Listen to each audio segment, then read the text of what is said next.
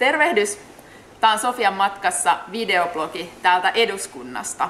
Kuvataan joka viikko tänään täällä suuren valiokunnan kokoushuoneessa. Tällä viikolla on puhuttanut normit ja sääntely. Keskusta ehdotti keskioluen siirtämistä ruokakaupoista Alkojen hyllyille. Joku tolkku pitäisi mun mielestä ihmisten holhoamisellakin olla.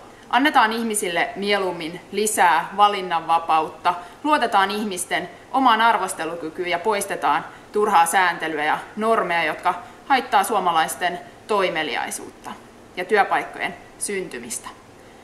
Me ollaan tänään julkaistu meidän eduskuntaryhmän 30 ehdotuksen kokoelma turhien sääntöjen ja normien poistamiseksi, millä konkreettisesti päästäisiin normitalkoissa hyvään alkuun.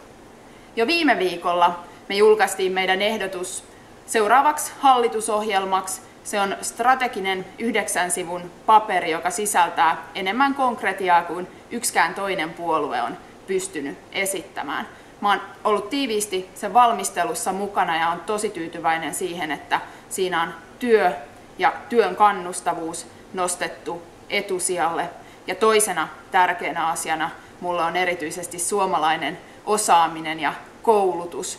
Se on kuitenkin Suomen menestyksen ja tulevaisuuden kivijalka. Koulutuksesta ei saa enää leikata, se tie on kuljettu loppuun. Tämä viikko huipentuu lauantaihin, kun me järjestetään mun eduskuntavaalikampanjan startti Tampereella kahvila Mimibossa ystävänpäivänä 14. helmikuuta kello 13.